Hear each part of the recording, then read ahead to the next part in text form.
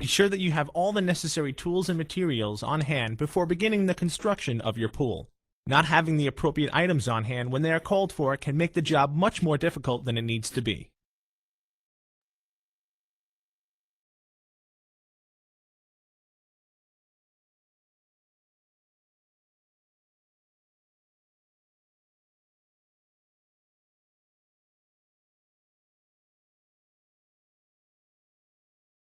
Go through the hardware packs and separate the different kinds of hardware. This will make it easier to find the necessary hardware when you need it, and to help you become more familiar with the different types of hardware you will be using in the assembly of your pool.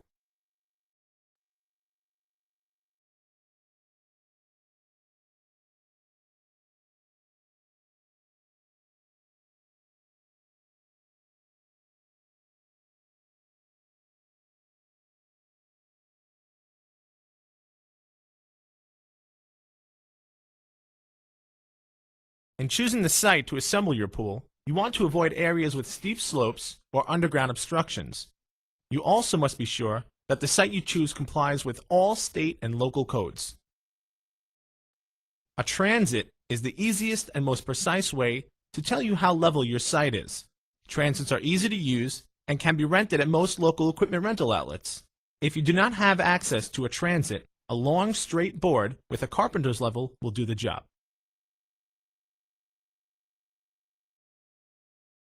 To find the center point of your pool, it's easiest to measure off an existing object. Here, we use the fence. We measure from the fence and mark the ground where we want the outside of the pool wall to be. We then measure half of the width of the pool, or the radius of the pool, and stake the tape measure at that point.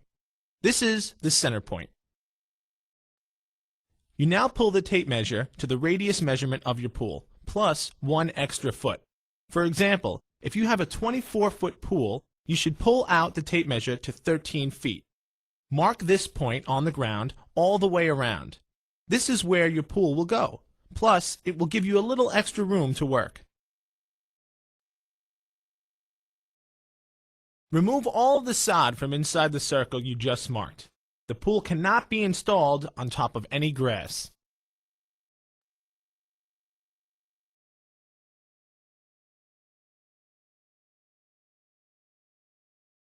A great tool for removing sod quickly and neatly is called a sod cutter. This is also a tool that can be rented at a local equipment rental shop, and you can be taught how to use it in a matter of minutes.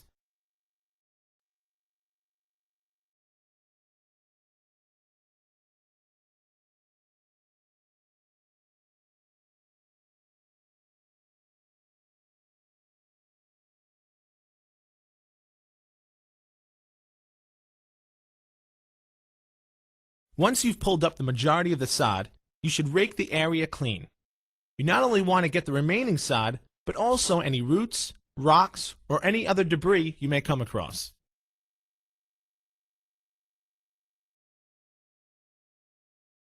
Once the area is clear of all debris, you should check how level the area is. While doing this, you should determine where the high and low points of your site are.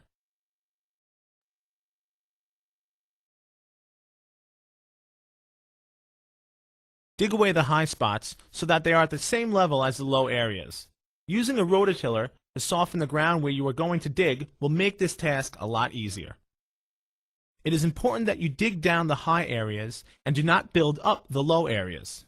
Building up the low areas will cause the pool to settle and possibly cause major problems down the road.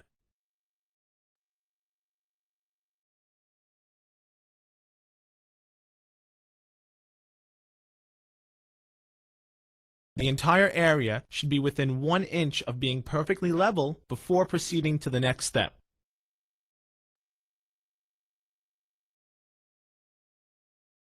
There are a few different kinds of bottom plates that we use. The most common is the metal bottom plate. Some pools use a resin bottom plate. Here is an example. Others will use a resin bottom cuff. Here is an example. Pictured here are a stabilizer rail, a resin bottom rail, and a metal bottom rail. Notice the bottom rails are larger than the stabilizer. The bottom rails are also straight cut on both ends, never crimped like the stabilizers are.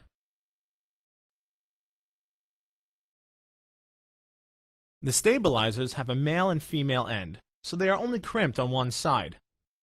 They are also the smaller of the two kinds of rails. Once you have determined your bottom rails and bottom plates, lay them out around the site. Assemble your bottom track by sliding the bottom rail into the bottom plate up to the dimple on the plate. This is done exactly the same way for pools with resin bottom plates and rails. Resin bottom cuff pools are also done in the same fashion. You should measure the bottom track across in several locations to ensure that the pool is truly round and that it's measuring the correct size. Once you are satisfied, you can stake the ring into position.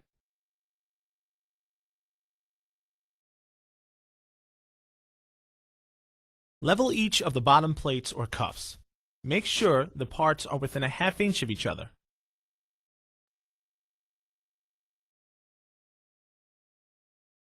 Place a patio block under each of the bottom plates or cuffs. The block should be recessed into the ground so the track is still sitting on solid ground. Make sure the block is level in all directions. Once the block is in, recheck the level of the plate or cuff to make sure it's at the same height as it was before you put the block down.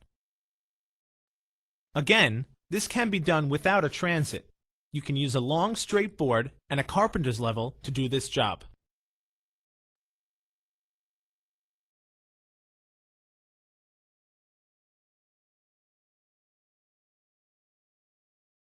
You can now remove one bottom rail to cart in the sand.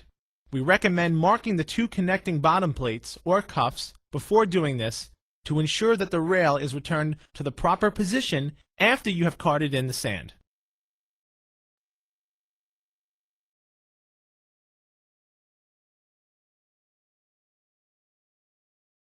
Cart the sand or pool base into the pool area.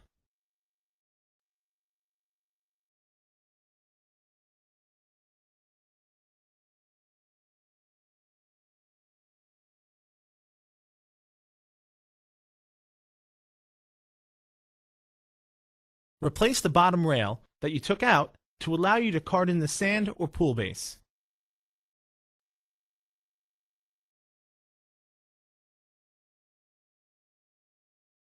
Spread the sand or pool base equally throughout the pool area.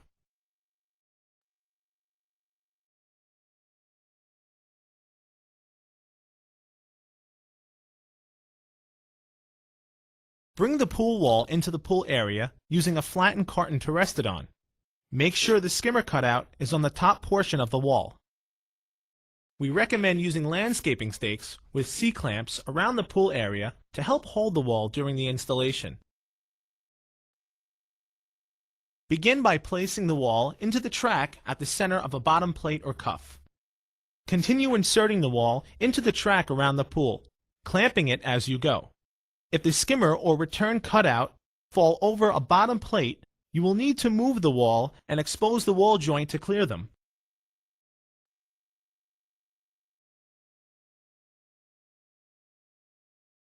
If you get to the end and the wall does not properly line up, you can pull the wall back and move the bottom rails in or out of the bottom plates to get the necessary adjustment.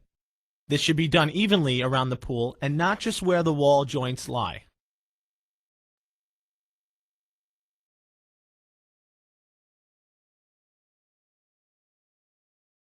If your pool has a single row of wall bars, they will be pre-attached with rivets. Simply line up the two sections so that the aluminum wall bars do not touch each other. Secure using the wall bolts and nuts. You must have a bolt in every hole or your pool will break. All nuts should be as tight as possible using hand tools.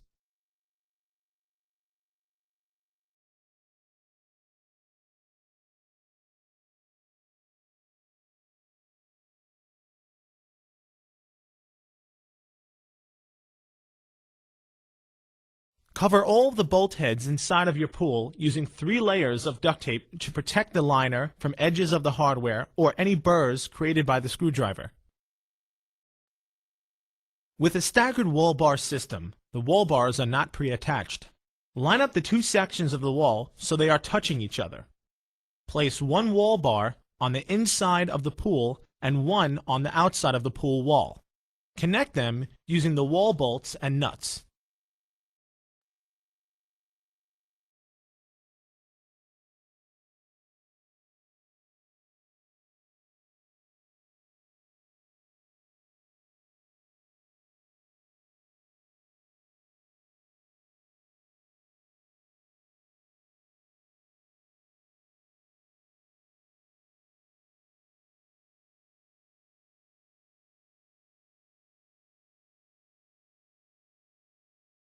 The wall bars must not touch each other or your pool will break.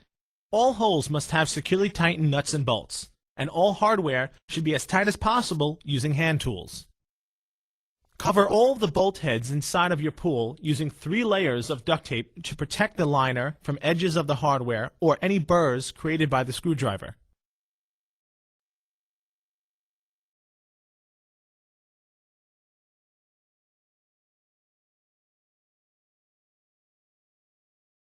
Build a 6 to 8 inch high cove along the inside of the pool wall. Install the upright onto the bottom plates. The top of the upright can usually be determined by an extra hole in the center or on each side for the top covers. The uprights are secured to the bottom plate using number 10 screws.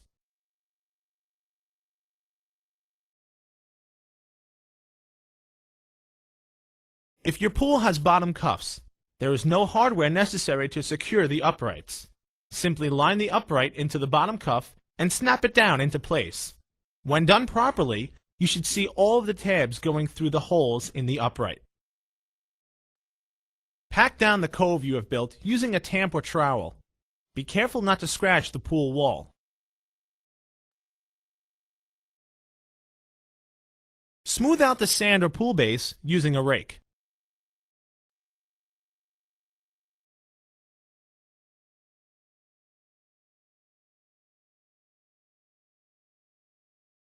Be sure to wet the sand prior to tamping it. This will help the sand pack better. Tamp the entire bottom of your pool. Doing this will help reduce footprints in the sand and provide a firm and even bottom for your pool. Unpack the liner from its box. Laying it out in the sun for a few minutes will make it easier to work with.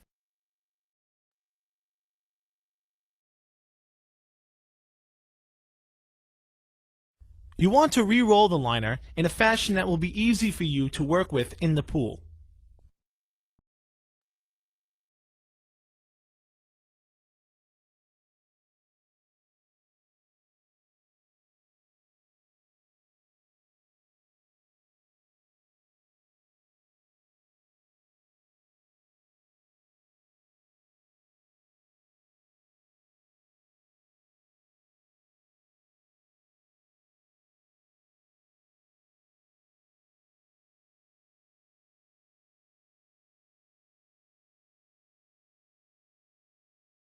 Once the tamping is complete, you should lightly sweep the sand base so that you brush away any uneven lines caused during tamping.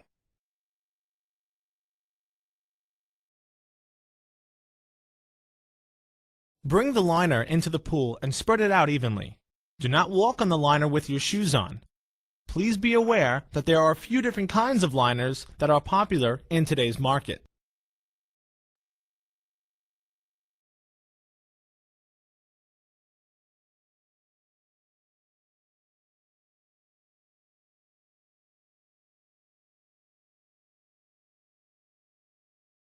The V-bead liner has a bead which hangs directly on the pool wall. There is no coping used with this type of liner. The stabilizer rails will be secured directly on top of the V-bead itself. The snap bead liner requires a separate bead track. The track is installed on top of the pool wall and the snap bead liner is snapped into this track.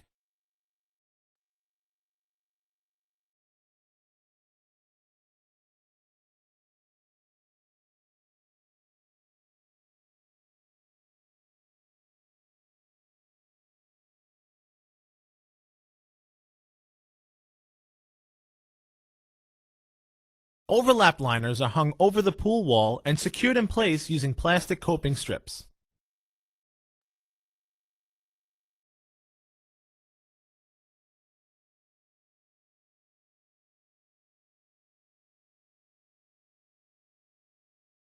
Unibead liners can be used as either a V-bead or a snap bead liner. They come out of the box as a V-bead liner. You can also cut and peel away the V-bead portion, leaving you with a snap bead liner.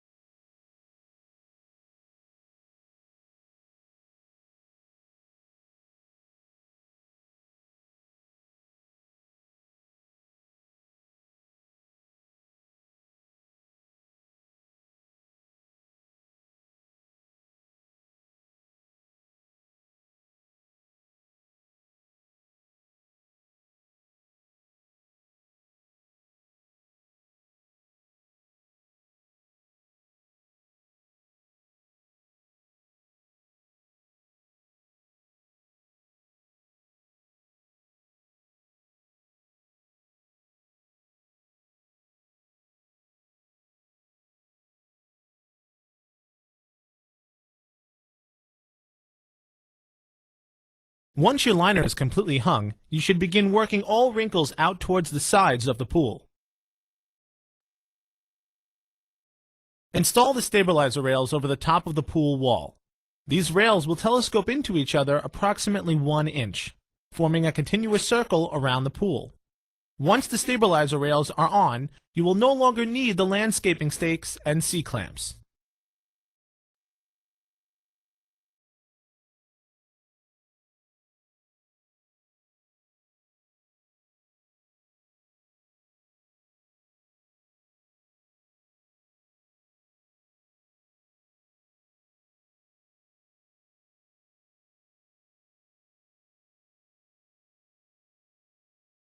Install the top plate by snapping it over the stabilizer rail and securing it to the upright using number 10 screws.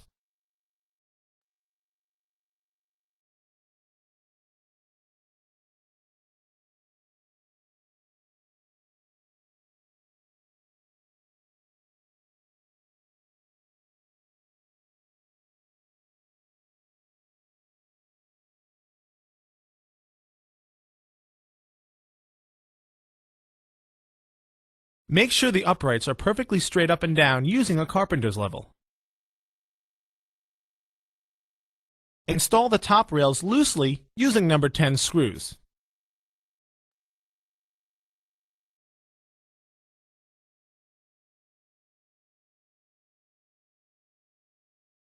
Once you have all of the rails in place, you can tighten down all of the screws.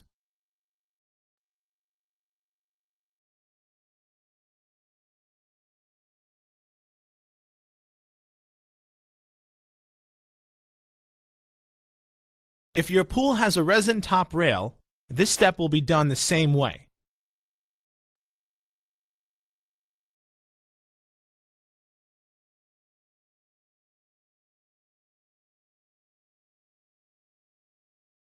But you will use a number 10 screw that is 1 inch long and has a washer attached to it. There are many versions of top covers. Please consult the final step in your instruction booklet to ensure that you do yours correctly. Most have 2 halves, like this one. The top covers usually call for number 12 screws, but this is not always the case.